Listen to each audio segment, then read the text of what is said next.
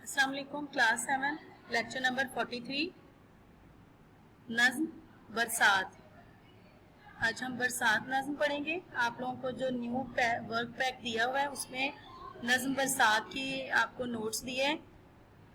तो सबसे पहले हम बरसात की रीडिंग करेंगे, बुक रीडिंग करेंगे। अपनी टेक्स्ट बुक से ओपन करें। आपका ये बुक का पेज है 113।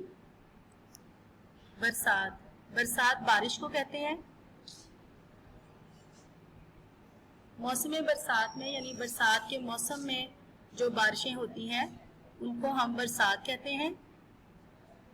तदरीसी मकासद हमारे इस सबक के क्या है? इस नज़्म के मुताला के बाद बच्चे इस काबिल होंगे कि वो मौसम बरसात से आने वाली खुशगवार तब्दीली जान सकें। यानी मौसम बरसात जब आता है तो उससे हमारे मौसम में क्या तब्दीलियाँ होती हैं, खुशगवार यानी अच्छी लगने वाली अच्छी तब्दीलियाँ होती हैं। क्या तब्दीलियाँ होती हैं हम इनको जानते हैं कि गर्मी बहुत ज़्यादा होती है। शिद्दत गर्मी की वजह से सब चरिंद परिंद इंसान हैवान सब परेशान होते हैं। लेकिन जैसे ही बरसात का मौसम शुरू होता है, बारिशें आने लगती हैं तो हर तरफ हरियाली और खुशी फैल जाती है। तो ये खुशगवार तब्दीली हमारे माशरे में पैदा होती है मौसम बरसात आने से। नज़्म से महजूज हो सके, महजूज होना, लुत्फ उठाना। जब आप ये नज़्म पढ़ेंगे तो आजकल मौसम भी बरसात का है जिस तरह से, तो आप इस नज़्म को पढ़ के बहुत ही ज़्यादा महजूज होंगे यानी लुत्फ उठाएंगे। इस नज़्म लुत्फ उठाएंगे इसलिए लुत्फ उठाएंगे कि मौसम के हिसाब से जब हम कोई टॉपिक पढ़ रहे होते हैं ना तो फिर हमें उसको पढ़ने का ज़्यादा मज़ा आता है। हमें लगता है कि हमारे इर्द गिर्द जो हो रहा है वही हम पढ़ रहे हैं, तो फिर हम उससे ज़्यादा लुत्फ उठाते हैं। तो ख़ास अल्फाज सबसे पहले हम देखते हैं। तीसरा पॉइंट बल्कि इसका है कि मनाज़िर व मज़ाहिर फितरत पर गौर फिक्र कर सकें।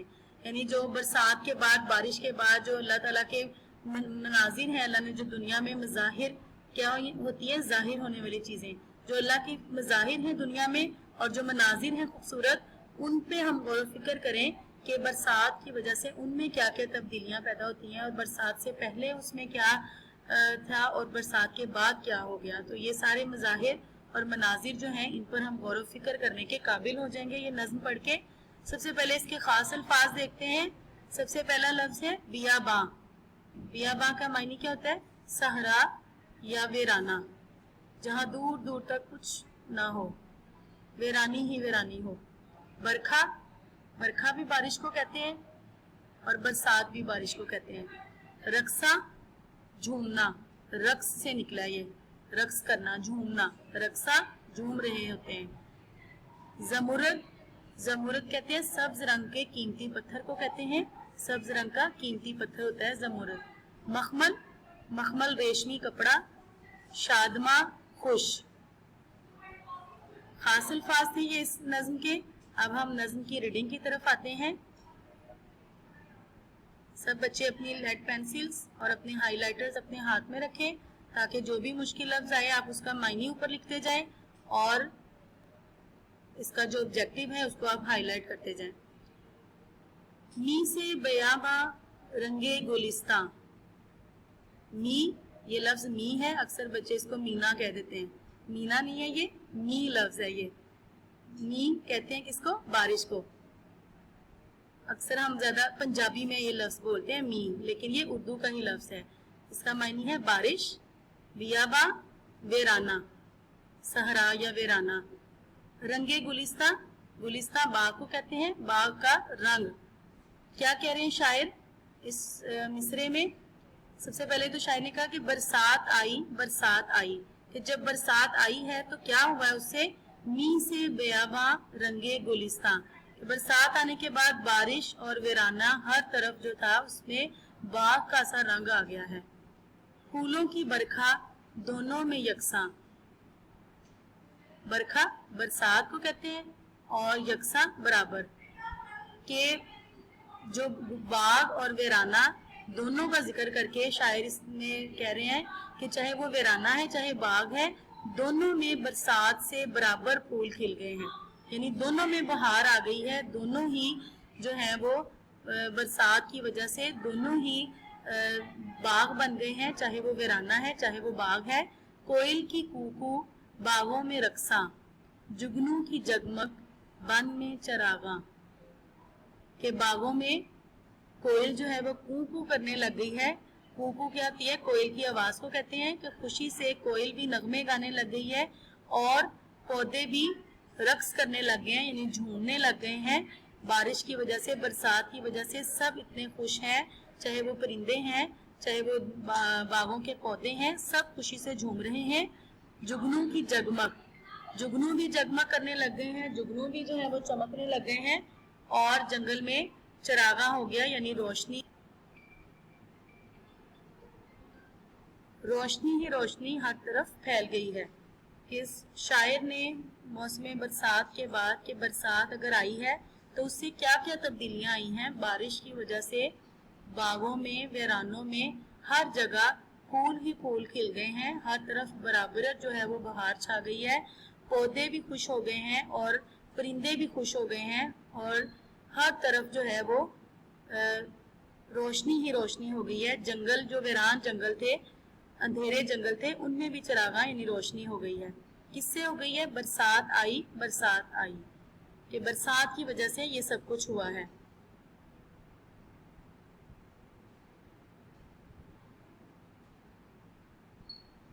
شب رنگ بادل می کے ہراول، تپتی زمینیں پانی سے جل تھل.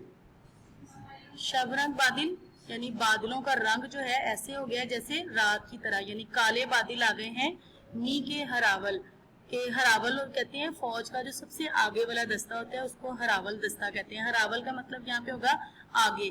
تو آگے آگے جو بادل آ رہے ہیں وہ کس طرح کے ہیں کہ وہ ان کا رنگ جو ہے وہ ایسے بادل ہیں جیسے رات کی طرح کالے سیاہ بادل ہیں، اور می کے لیے بارش برسانے کے لیے وہ آگے آگے آ رہے ہیں.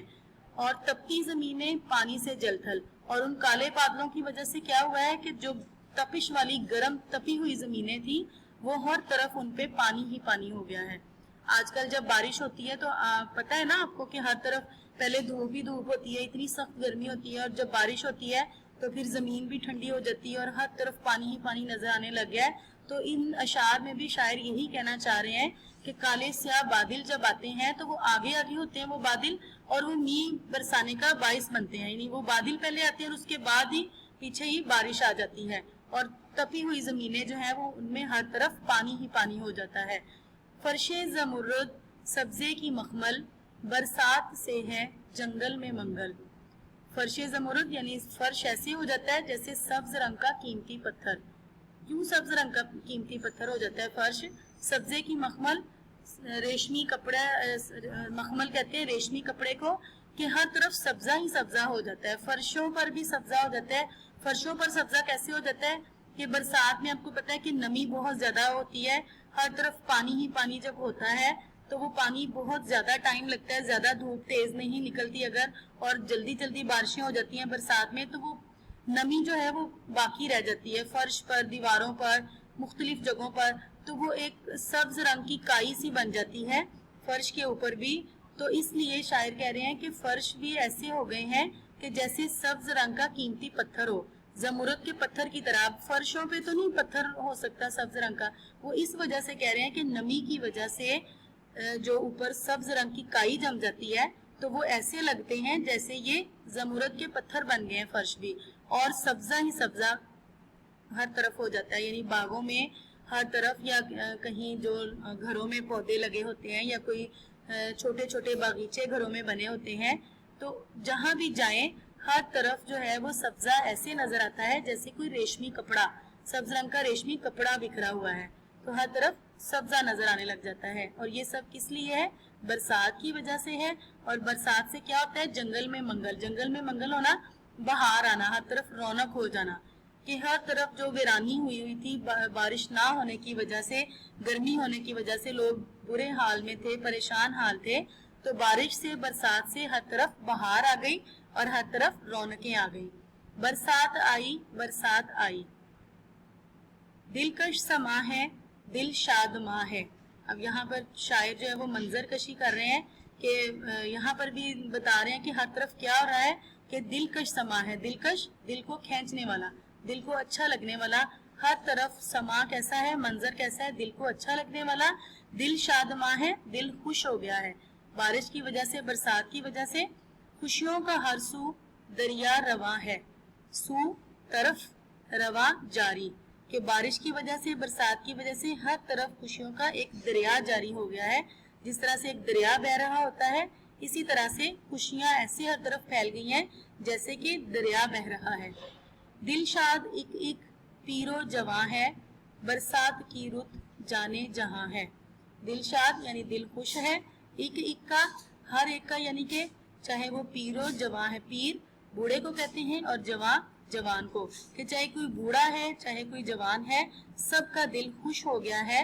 برسات کی رت جانے جہاں ہے, رت بھی موسم کو کہتے ہیں, جانے جہاں دنیا کی جان ہے, یعنی برسات کا موسم جو ہے یہ دنیا کی جان ہے, یعنی لوگوں کو یہ بہت پسند ہے. اس موسم میں لوگ بہت خوش ہوتے ہیں. برسات آئی برسات آئی. یہ ہم نے نظم کی فل ریڈنگ کر لی, پیج نمبر 33 پر تھا. یہ نظم ہماری تاجور نجیب آبادی جو ہے وہ اس نظم کے شاعر ہیں. اس نظم کو آپ نے اچھی طرح سے پڑھنا ہے, اور اس میں سے آبجیکٹیو آپ نے یاد کرنا ہے. آبجیکٹیو کس طرح سے نظم کا آپ نے کرنا ہوتا ہے آپ کو میں بتا دیتی ہوں. جیسا کہ پہلے شعر میں می سے بیاباں, تو آپ سے پوچھا جا سکتا ہے کہ ڈیش سے بیاباں رنگے گلستاں, یا اس طرح سے بھی پوچھا جا سکتا ہے کہ می سے ڈیش رنگے گلستاں, یعنی ایک ورڈ درمیان میں سے مس کر کے, اور آپ کو وہ آپشن میں بھی دیا جا سکتا ہے, ایم سی کیوز میں بھی اور بلینک میں بھی, کہ آپ اس کو کمپلیٹ کریں اس مصرے کو, یا آپ اس کا درست آپشن جو ہے وہ منتخب کریں. اسی طرح سے کوئل کی ڈیش یا ڈیش کی کوکو باغوں میں رقصہ, ڈیش کی جگمگ یا جگنو کی جگمگ ڈیش میں چراغاں. اس طرح سے کوئی بھی لفظ جو ہے اس میں سے ہم آپ کو خالی جگہ کی صورت میں یا آپ کو ایم سی کیوز کی صورت میں آبجیکٹیو کے طور پر دے سکتے ہیں. آپ نے نظم کی بک ریڈنگ کرنی ہے, اور اس کے ساتھ آپ نے اس کا آبجیکٹیو پریپیئر کرنا ہے, اور اس کے ساتھ ساتھ آپ کو میں 2 اگلے اشعار دوں گی ڈائری میں. صرف آپ نے نظم کی ریڈنگ نہیں کرنی ہے, ساتھ آپ نے 2 اشعار بھی یاد کرنے ہیں. تو آپ اپنا اشعار والا پیج اوپن کریں. 5 اشعار ہم اب تک کر چکے ہیں. یوم آزادی کے اشعار آپ کو ورک شیٹ دی ہوئی ہے, 5 اشعار کر چکے ہیں. آج ہم 6واں اور 7واں پڑھیں گے. نظم کی بک ریڈنگ کے ساتھ ڈائری میں پلس آپ کا ہے شعر نمبر 6 اور 7 آپ نے یاد کرنا ہے. تو 6واں شعر پڑھتے ہیں کہ آزادی کا ایک لمحہ ہے بہتر, غلامی کی حیات جاویداں سے.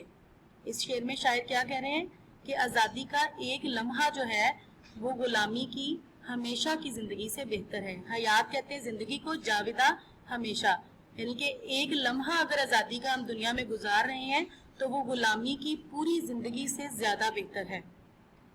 شعر نمبر 7, ملی نہیں ہمیں یہ عرض پاک تحفے میں, ملی نہیں ہمیں یہ عرض پاک تحفے میں, جو لاکھوں دیپ بجھے تو ہے یہ چراغ جلا. اس شعر میں شاعر ہمیں آزادی کی اہمیت بتا رہے ہیں کہ آزادی کیسے حاصل کی گئی ہے, کہ یہ نہیں کہ ایک صرف تحفہ اسی طرح سے مل گیا ہمیں بنی بنائی. ہمیں تو جو آج کل کے ہم نسل ہیں, جو آج کل کے دور میں ہم اس طرح سے رہ رہے ہیں, تو ہمیں یہی لگتا ہے کہ یہ ہمیں ایک پلیٹ میں رکھ کے تحفہ ہی مل گیا ہوا ہے. یہ تو اس کی اہمیت ان لوگوں کو پتہ ہے جنہوں نے اس کی خاطر اپنی جانیں قربان کی ہیں. تو شاعر اس شعر میں یہی کہہ رہے ہیں کہ یہ کوئی ایسا تحفہ نہیں تھا بس جو پلیٹ میں رکھ کے مل گیا.